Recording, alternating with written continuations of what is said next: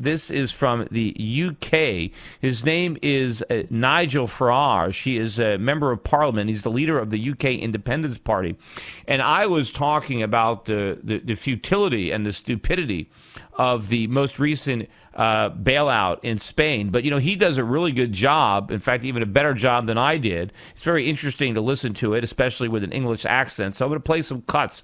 Another one bites the dust. Country number 4, Spain, gets bailed out, and we all, of course, know that it won't be the last. Though I wondered over the weekend whether perhaps I was missing something, because when the Spanish Prime Minister, Mr. Rajoy, got up, he said that this bailout shows what a success the Eurozone has been. And I thought, well, having listened to him over the previous couple of weeks telling us there wouldn't be a bailout, I've got the feeling after all his twists and turns, he's just about the most incompetent leader in the whole of Europe. And that's saying something, because there's pretty stiff competition. Indeed, every single prediction of yours, Mr. Barroso, has been wrong. And dear old Herman Van Rompuy, well, he's done a runner, hasn't he? Because the last time he was here, he told us we'd turned the corner, that the euro crisis was over, and he hasn't bothered to come back and see us. Yeah, I don't know. I think we got some stiff composition on our side of the pond, too, for most incompetent leaders. I don't know if we want to let someone in Europe beat us to that one. But anyway, here he continues. This is good stuff, and I really like the way it sounds with an English accent. Remember, those of you who are premium members, you can actually see these comments as well as hear them. You know, I remember being here 10 years ago and hearing the launch of the Lisbon Agenda. We were told that with the euro by 2010 we would have full employment, and indeed that Europe would be the competitive and dynamic powerhouse of the world. By any objective criteria, the euro has failed, and in fact there is a looming impending disaster. You know, this deal makes things worse, not better. 100 billion is put up for the Spanish banking system, and 20% of that money has to come from Italy.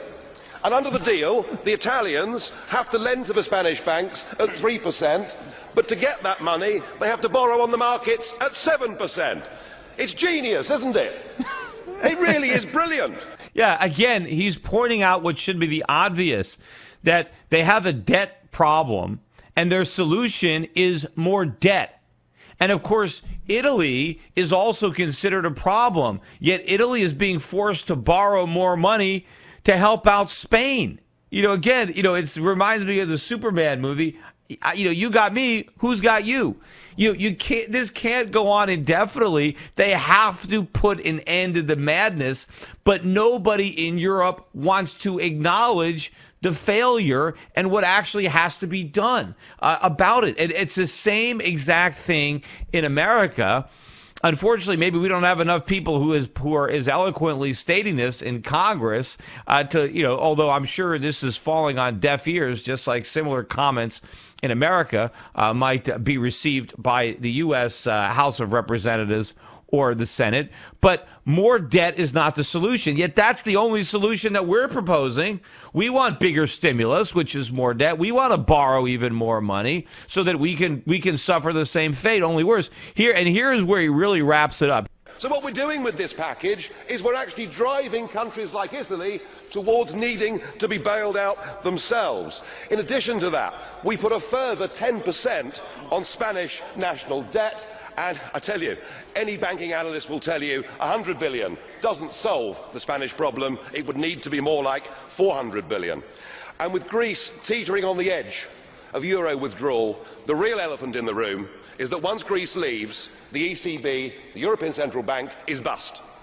It's gone. It has 444 billion euros worth of exposure to the bailed out countries. And to rectify that, you'll need to have a cash call from Ireland, Spain, Portugal, Greece and Italy. You couldn't make it up, could you? It is total and utter failure. This ship, the Euro Titanic, has now hit the iceberg, and sadly there simply aren't enough lifeboats. Very sobering assessment of the European situation. What are the leaders in Europe going to do with their backs to the wall? And, you know, this is the situation that we're going to be in. It's the same thing. It's the same dynamic, right?